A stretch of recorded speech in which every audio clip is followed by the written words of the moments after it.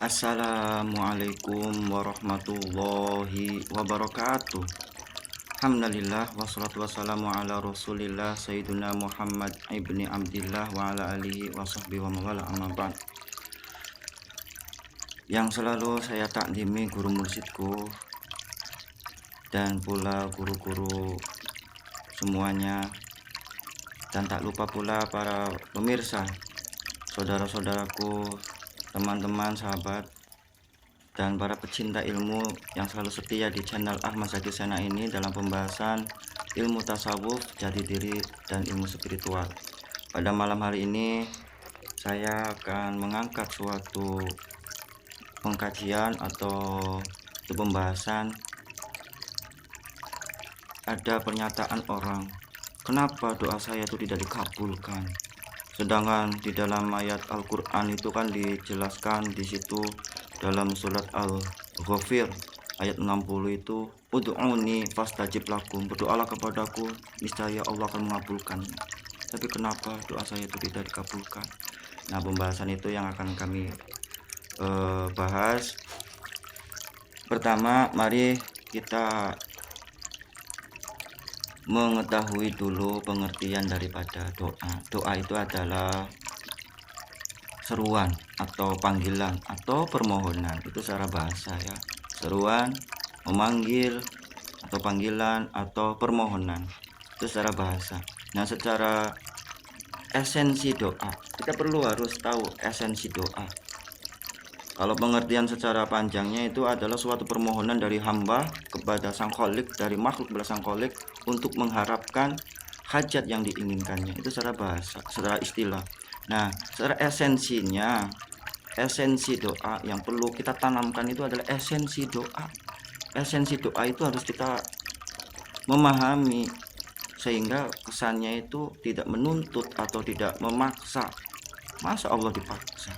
Esensi doa adalah pengabdian, menyatakan suatu pengabdian atau ibadah kepada Allah, bahwa kita itu seorang hamba yang lemah, yang kotor, yang hina, yang rendah, yang tidak berdaya, tanpa rahmat dan ampunan Allah, tanpa limpahan karunia, nikmat atau rahmatnya Allah. Semuanya oleh rahmatnya Allah kita bisa hidup, dengan rahmat Allah kita bisa berjalan, kita bisa bernafas, kita memiliki keluarga, kita memiliki rumah. Semua yang kita miliki dengan rahmat Allah. Semua kita bisa melakukan pekerjaan, melakukan ibadah, semua dengan rahmat Allah. Jadi kita berdoa menyatakan bahwa kita itu membutuhkan Allah. Kita itu menyatakan bahwa mengharap rahmat dan karunia Allah. Tanpa rahmat dari dan karunia dan ampunan Allah, kita itu akan menjadi orang yang tersesat, menjadi orang yang hina, menjadi orang yang merugi. Seperti itu esensi doa. Jadi ditanamkan mengenai dikabulkan atau tidak, itu hak mutlaknya Allah. Karena Allah memiliki sifat jaiz. Jaiznya Allah apa? Jaiznya Allah itu fi'lu kulli mumkini aw tarkihi. Fi'lu kulli mumkini aw tarkihi. Bisa Allah menjadikan, bisa Allah pun tidak menjadikan. Bisa Allah mengerjakan, bisa Allah tidak mengerjakan. Bisa Allah mengadakan, bisa Allah juga tidak mengadakan. Bisa Allah mengabulkan, dan bisa pula Allah tidak mengabulkan hajatnya. Itu adalah jaiz Allah. Jangan seolah-olah Allah itu adalah pembantu kita memaksa. Ya, kita memaksa. Dari doa itu ada yang dipending, ditahan, nanti balasannya itu di akhirat. Menjadi suatu kejutan untuk kita. Yang tadinya kita itu merasa menjadi orang yang merugi karena keburukannya itu berat, ternyata ada amalan doa, diberatkan oleh amalan doa sehingga kita masuk menjadi orang yang beruntung, orang yang berat amal kebaikannya. Bisa jadi seperti itu nanti, atau diganti dengan yang lainnya. Maksudnya contohnya Anak kecil mintanya itu diambilkan pisau yang sangat tajam, pasti orang tuanya itu akan melarangnya, jangan main itu, jangan main pisau, itu sangat membahayakan. Maka dikasihlah boneka-bonekaan atau mobil-mobilan atau mainan yang lain yang aman, tidak berbahaya.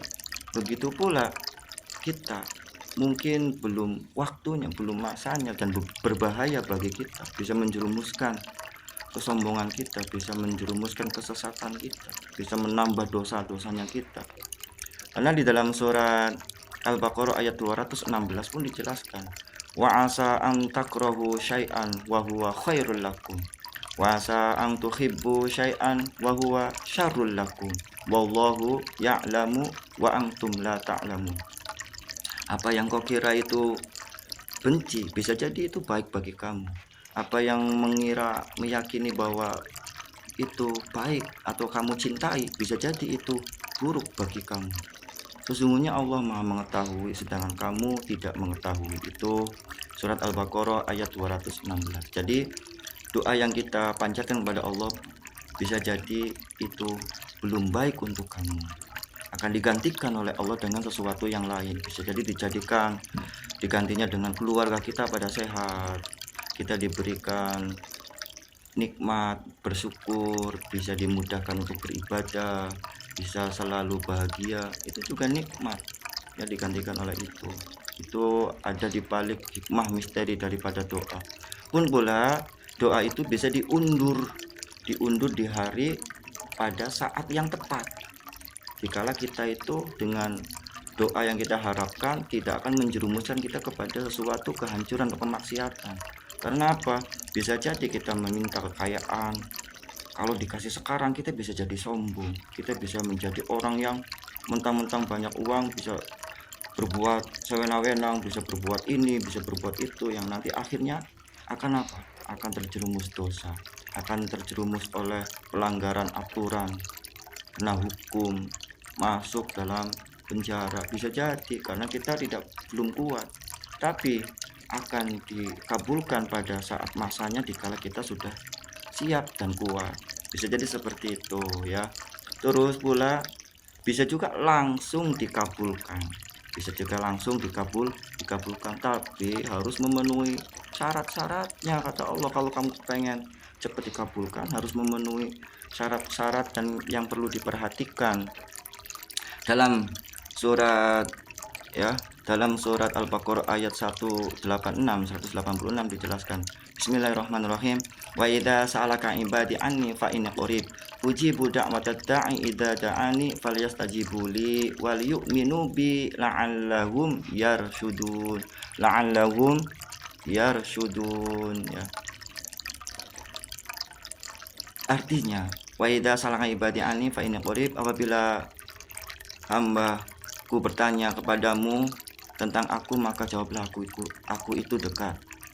Ujibu da'watad da'i, dan aku akan mengabulkan doa bagi orang yang berdoa kepadaku. Aku akan mengabulkan bagi orang yang berdoa kepadaku. Nah, ayat itu diteruskan wal yu'minu bi. Kadang kita nggak memperhatikan wal yu'minu bi itu maksudnya apa. Wal yu'minu bi itu adalah berimanlah dengan seiman-imannya, yakinlah dengan seyakin-yakinnya. Imannya masuk ke dalam hati, bisa diterapkan di dalam kehidupannya.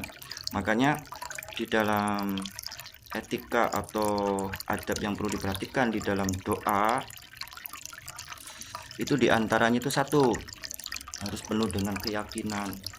Kalau tidak yakin ya nggak usah berdoa kalau tidak yakin. Nah, satu.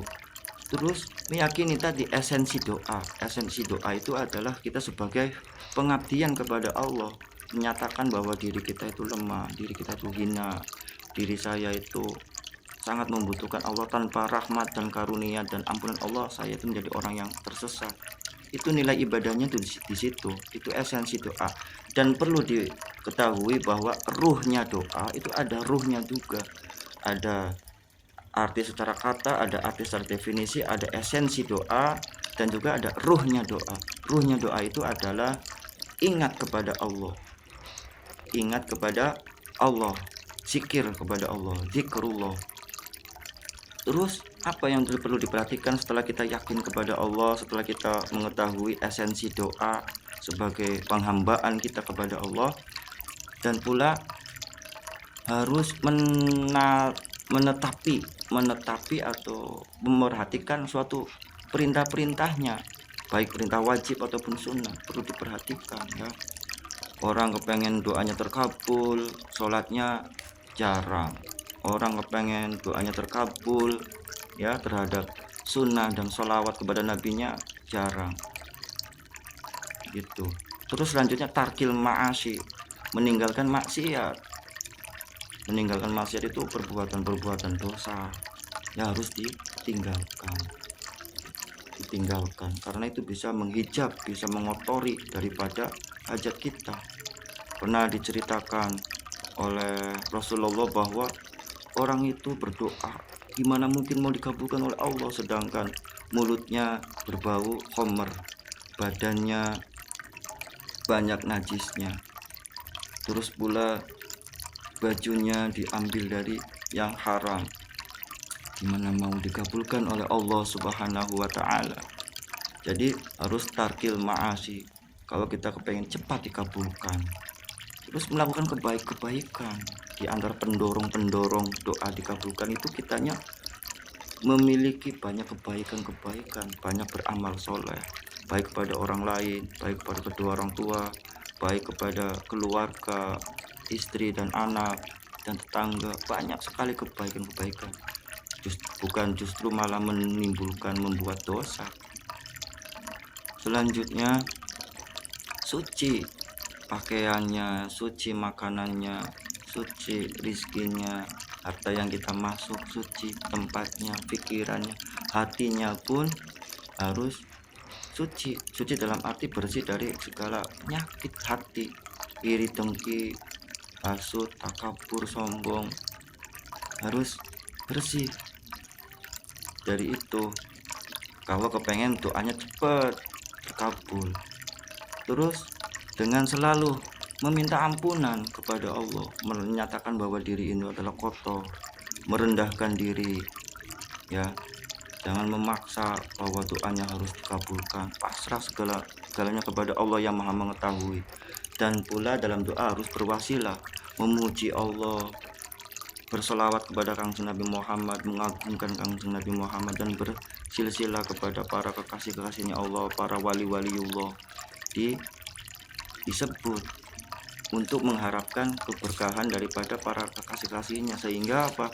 Sehingga doanya itu mendapatkan suatu dorongan atau keberkahan dari para kekasih-kekasihnya Allah, sehingga doanya usul kepada Allah. Dan juga dengan adab-adab tertentu, apakah dengan harus berwudu, menghadap kiblat, menadahkan tangan, itu juga perlu, tapi ya tidak wajib, cuma hanya yang diperlu perhatikan itu adalah keyakinan dan kebersihan hati, dan pula menetapi perintah Allah dan menjauhi segala larangan-larangannya. Kalau memang doanya kepengen dimakbul, coba kita introspeksi diri, banyak kekurangan kita, doa kita pengen dimakbulkan dan juga tidak sabar, sekali dua kali kepengennya minta kabulkan. Barangkali Allah sedang menikmati atau sedang memperhatikan rintihan doa-doa kita,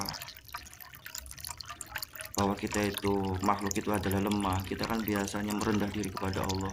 Bisa jadi dengan merendah diri, merintihnya kita ya, berhibahnya kita kepada Allah, Allah itu senang kepada kita, menyatakan bahwa engkau itu adalah makhluk yang rendah, yang lemah gitu. Biar jangan sombong, seperti itu.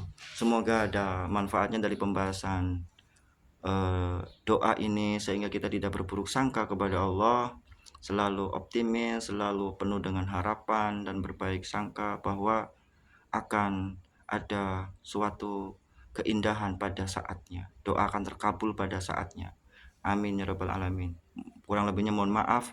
Wal afu minkum. Wassalamualaikum warahmatullahi wabarakatuh.